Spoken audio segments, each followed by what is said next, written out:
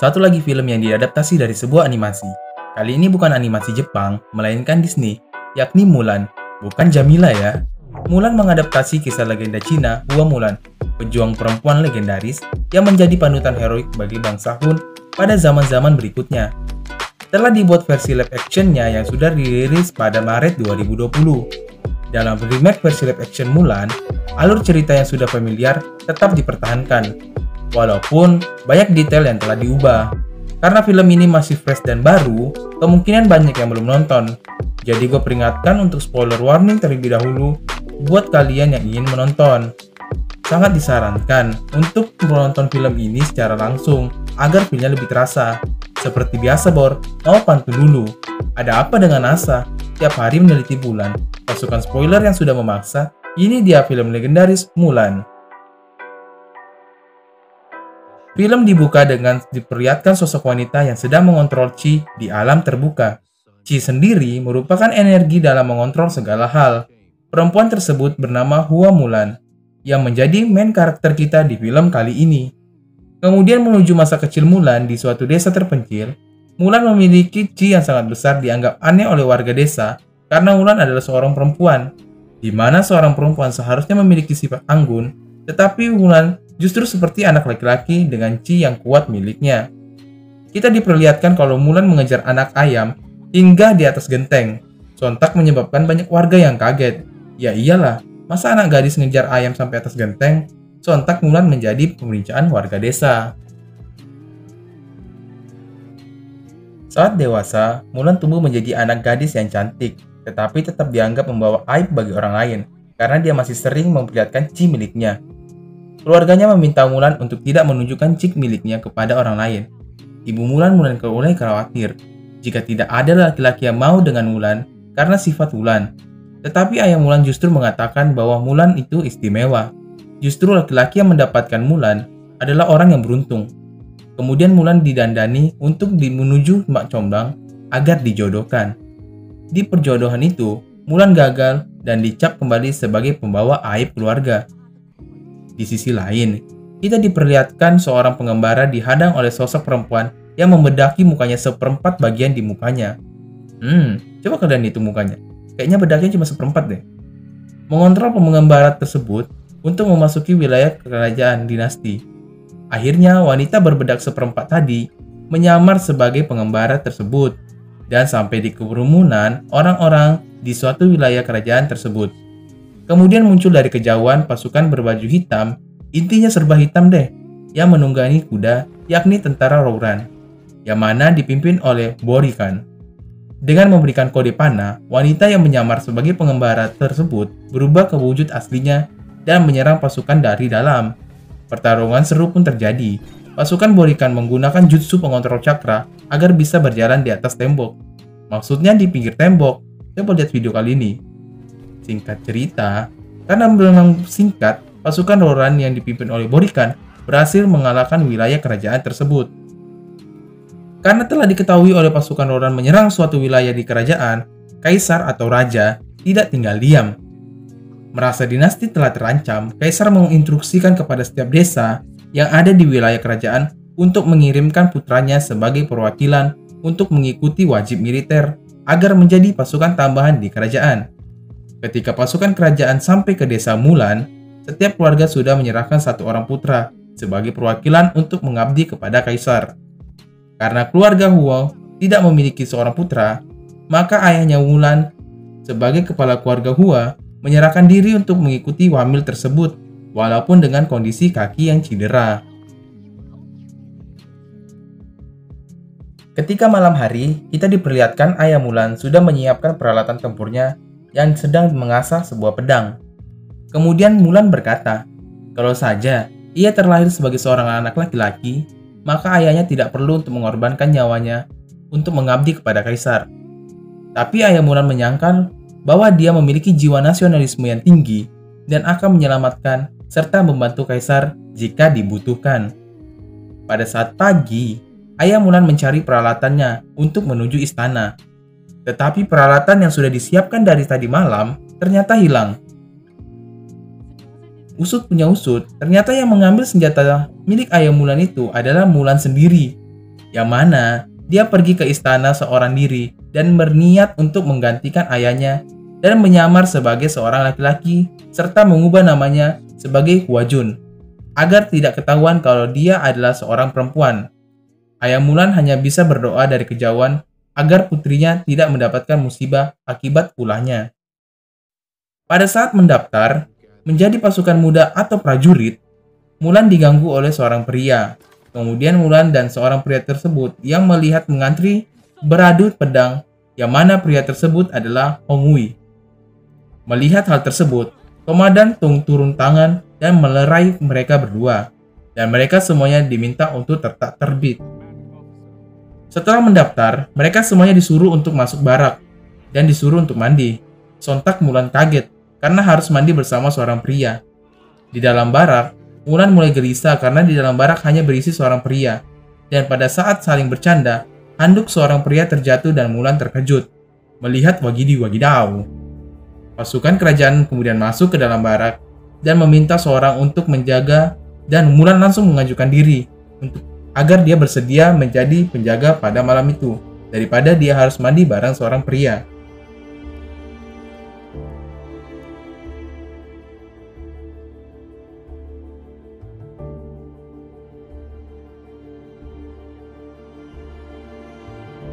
Keesokan harinya, para pejuang berlatih dan yang melatih pada saat itu adalah Komandan Tung.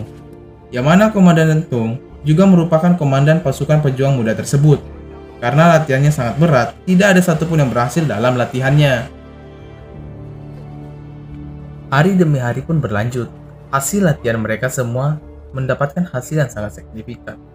Mereka semuanya mulai memperlihatkan progres yang sangat baik. Di hari pelatihan selanjutnya, Mulan dan Hong Wei berpasangan untuk berlatih senjata tombak. Tetapi karena emosi, mereka pun bertarung. Pertarungan mereka dilihat dan diperhatikan oleh seluruh pasukan muda yang ada di sana. Komandan Tung yang melihat hanya membiarkan saja dan menyaksikan pertarungan mereka. Mulan memperlihatkan chi miliknya, yang mana itu sudah dilarang oleh keluarganya, dan akhirnya Mulan pergi meninggalkan tempat latihannya. Akibat kejadian tersebut, Hong Hui berencana menemui dan meminta maaf kepada Mulan. Karena terlalu dekat, Hong Hui mencium aroma tubuh Mulan yang bau, karena Mulan tidak pernah mandi dan selalu mengajukan diri sebagai penjaga malam. Hong Hui menyarankan Mulan untuk absen penjaga malam hari ini. Malam hari dengan sembunyi-sembunyi, Mulan mandi. Nice. Datang sebuah pengganggu, yang mana tidak diundang. Orang tersebut adalah Hong Hui. Hong Hui datang dan menemui Mulan yang sedang mandi tersebut. Hong Hui pun membukakan pakaiannya dan mulai ikut mandi bersama Mulan. Karena dirasa terlalu dekat, Mulan terus menutupi dirinya agar membelakangi Hong Hui. Karena merasa telah diganggu Mulan, Hong Hui pun pergi. Di scan selanjutnya kita diperlihatkan Borikan telah mengumpulkan pasukan untuk melakukan serangan lanjutan di bagian wilayah kerajaan. Dari sini kita diperlihatkan, selain mengincar harta tahta Doi tak peka, mereka juga berencana untuk balas dendam kepada kaisar dan ingin mengambil alih wilayah kekuasaan mereka yang dulu. Lalu kita balik lagi ke Mulan yang bertemu dengan Komandan Tung, di mana Komandan Tung salut melihat chi milik Mulan dan kemudian ia meminta agar Mulan untuk melatihnya. Akhirnya Mulan melatih chi miliknya. Kemudian di latihan mengangkat gentong yang berisi air, Mulan berhasil membawa air tersebut hingga menuju puncak. Karena Mulan selalu melatih chi miliknya dan itu memberikan energi ekstra kepada Mulan. Beberapa hari telah berlalu. Mereka telah menjadi pasukan yang siap turun ke medan perang. Mereka pun dilantik dengan 3 pilar yang menjadi dasar mereka, yakni berani, setia, dan jujur. Karena ada kata-kata jujur dalam pilar tersebut, Mulan merasa hatinya terbebani karena dia selalu berbohong dengan menjadi Huajun untuk menutupi jati dirinya. Kemudian Mulan menemui Komandan Tung dan ingin bercerita soal 3 pilar, yakni di bagian jujur. Tetapi Komandan Tung menyimpulkan bahwa Mulan ingin membahas soal berani yang ada dalam pilar 3 tersebut. Dia pun berkata, Wajar jika seorang pejuang memiliki rasa takut, tetapi kita harus berani. Komandan Tung juga mengatakan bahwa dia ingin menjodohkan Mulan dengan putrinya. Kemudian Mulan mengurungkan diri untuk jujur kalau dia itu seorang wanita dan memutuskan agar tetap merahasiakan jati dirinya. Keesokan harinya, mereka berhadapan dengan pasukan Rouran, dan mereka pun berhasil memukul mundur pasukan Rouran. Karena telah berhasil memukul mundur pasukan Rouran, bagian sayap diperintahkan untuk mengejar pasukan Rouran. Kemudian terjadi serangan panah yang sangat epik. Mereka beradu panah di atas kuda yang sedang berjalan, tapi tidak dengan Pak Kusir. Pasukan yang tersisa hanyalah Mulan. Dengan hati yang ragu, Mulan memberanikan diri untuk melanjutkan perkejarannya. Di sisi lain, para pejuang muda berhadapan pedang dengan pasukan Rouran yang ada. Mulan kemudian diserang oleh seorang burung, maksudnya seekor burung, yang mana itu merupakan wanita berbedak setengah di mukanya. Karena mukanya setengah, ya udah kita panggil penyihir aja ya, biar nggak ribet. Penyihir tersebut mengatakan bahwa mereka berdua adalah dua hal yang sama, di mana Mulan dan penyihir tersebut merupakan seorang wanita, tetapi memiliki chi yang besar. Penyihir tersebut berhadapan dengan Mulan sambil bercerita bahwa dirinya dulu diasingkan oleh negara dan desanya, karena memiliki chi yang besar dan dianggap sebagai aib. Mulan sontak menolak dan mengatakan bahwa mereka berdua berbeda. Akhirnya Mulan dikalahkan oleh penyihir dengan serangan shuriken non-jutsu milik penyihir tersebut. Ternyata Mulan masih hidup karena shuriken yang tersebut tidak mengenai tubuhnya, tetapi hanya mengenai sesuatu yang ada dalam baju Mulan, yang ia gunakan untuk menutupi payudaranya agar tidak terlihat dan agar dia tetap terlihat sebagai seorang laki-laki. Mulan kembali ke medan perang, dan dia melihat pasukan pejuang muda itu terpojok. Mulan kemudian menaiki kuda dan mengambil beberapa helm prajurit untuk dipasangkan di bagian belakang pasukan Rouran, dan mulai memanah pasukan Rouran dari belakang. Karena helm telah disusun, akhirnya pasukan Rouran membelokkan arah tembakan menuju Mulan, dan ternyata tembakan mereka tidak sengaja meruntuhkan es yang ada di gunung. Yang merupakan itu adalah rencana Mulan. Dan akhirnya es pun turun dan menenggelamkan pasukan Rouran. Kemudian Mulan kembali ke pasukan muda tersebut dan menunjukkan dirinya yang sebenarnya, yakni sosok Mulan dan bukan lagi Hua Jun. Karena dirasa telah menipu selama ini, Mulan pun diasingkan oleh Komandan Tung dan menyuruh Mulan untuk pergi. Saat pengasingan diri, Mulan bertemu dengan seorang penyihir yang mukanya seperempat bedak tadi.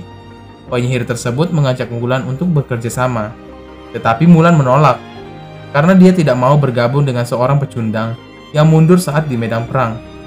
Penyihir itu pun menjelaskan bahwa mereka bukan mundur, tapi itulah strategi dari Borikan yang sengaja membuat keributan di suatu wilayah agar pasukan kerajaan teralihkan keamanannya, dan Borikan akan mudah masuk dan membunuh kaisar di pusat kerajaan.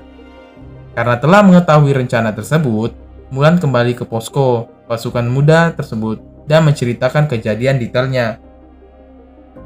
Komandan Tung awalnya menolak karena Mulan sudah dianggap sebagai seorang pengkhianat. Tetapi rekan-rekan Mulan, Mhongwi dan yang lainnya mempercayai Mulan, dan akhirnya Komandan Tung memberikan kesempatan kepada Mulan untuk menyuruhnya pergi dan memimpin pasukan ke istana. Di istana, penyihir telah berubah menjadi tangan kanan kaisar dan telah memberikan instruksi palsu. Kaisar termakan dengan omongan penyihir tersebut dan dengan mengatakan bahwa ia akan membunuh Borikan sama seperti ia membunuh ayah Borikan dulu. Akhirnya kaisar terjebak dan pasukannya juga terkurung. Kaisar diserang oleh Borikan dan akhirnya berhasil tertangkap. Pasukan Mulan sampai ke kerajaan dan melihat pasukan penjaga di kerajaan itu kosong. Setelah melewati pasukan Borikan, akhirnya Mulan sampai ke tempat singgasana kaisar dan mengatakan bahwa ia akan melindungi kaisar. Tetapi, yang duduk di singgasana bukanlah kaisar, melainkan penyihir. Penyihir tersebut kaget dan salut kepada Mulan, karena Mulan tidak diasingkan, layaknya dirinya dahulu. Malahan, Mulan berhasil memimpin pasukan tersebut. Mulan pun berkata, kalau dia dan penyihir tersebut memanglah sama.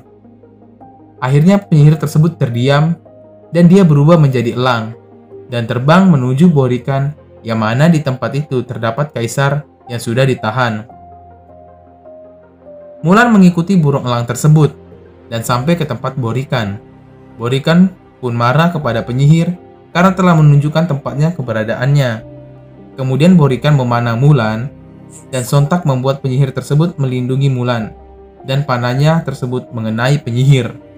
Penyihir tersebut mengatakan kepada Mulan untuk menemukan tempatnya yang seharusnya. Dan penyihir berbedak seperempat itu mati tak berdaya walaupun tak mengenaskan. Singkat cerita, karena memang singkat, Borikan dan Mulan bertarung dan pedang milik Mulan terjatuh dan meleleh ke dalam cairan panas yang telah disiapkan oleh Borikan. Dengan instruksi dan wibawa kaisar, Mulan berhasil memberikan dan menjatuhkan Borikan. Dengan segera, Mulan membuka ikatan tangan kaisar. Dari bawah, Borikan langsung memanah kaisar untuk membunuhnya. Tetapi panah Borikan berhasil ditahan oleh kaisar, karena Mulan berhasil membuka ikatan tangan tepat sebelum panah menyentuh wajah kaisar. Kemudian kaisar melemparkan anak panah tersebut, dan Mulan melompat untuk menendang anak panah tersebut, dan anak panah tersebut mengenai Borikan dan berhasil membunuhnya.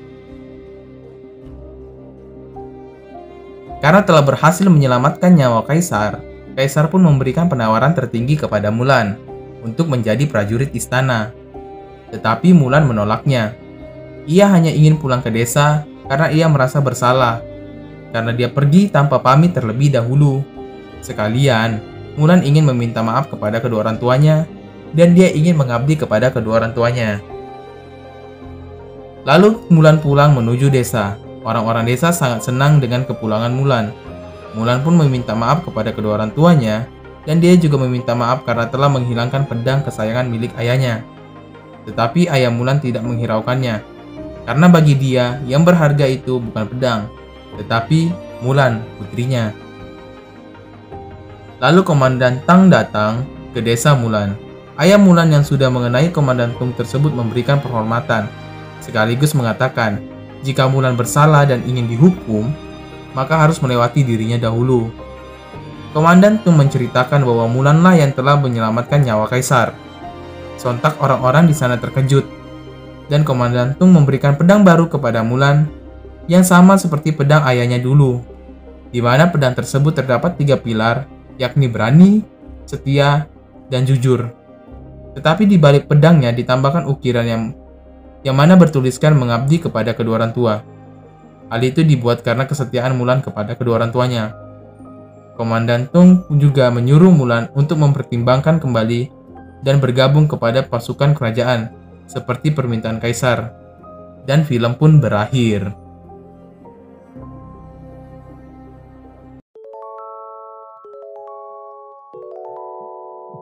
Film ini mengadaptasi kisah Cina Hua Mulan, pejuang perempuan legendaris yang menjadi panutan heroik bagi bangsa Hun. Banyak hal yang berbeda jika dibandingkan dengan animasinya, tetapi film ini masih layak untuk ditonton. Ketika seorang wanita yang memiliki kontrol diri yang lebih baik dari seorang pria, seolah-olah menjadi hal yang aneh, seperti kehidupan nyata. Hanya karena ada suatu hal yang berbeda, maka dianggap aneh dan tidak jarang pun orang tersebut akan dikucilkan. Film ini membawa pesan moral yang cukup kuat, terutama hubungan nasionalisme dan keluarga. Dalam film ini terlihat jelas bahwa setiap keluarga yang ada rela mengorbankan diri untuk wajib militer dan ikut berperang secara langsung tanpa menimbulkan konflik yang ada demi tanah air mereka. Walaupun demikian, penggambaran karakter di film ini sudah cukup baik walaupun masih ada yang menurut gua mengganggu. Film ini sudah menggunakan film bahasa Inggris, tetapi justru mengurangi seni dari film ini. Seperti yang udah gue katakan sebelumnya, film ini masih layak ditonton karena film ini masih enak untuk dinikmati dan jalan ceritanya pun mudah untuk dipahami. Oke semuanya, itulah alur cerita film Mulan 2020.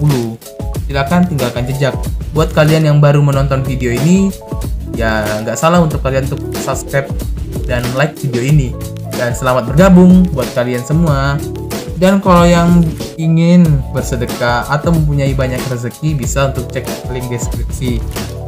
Jika ada film yang mau dibahas, silakan komen. Kekurangan channel ini juga silakan dikomen, agar channel ini bisa berkembang lebih baik lagi. Akhir kata, saya akan undur diri dan sampai jumpa di video selanjutnya. Bye!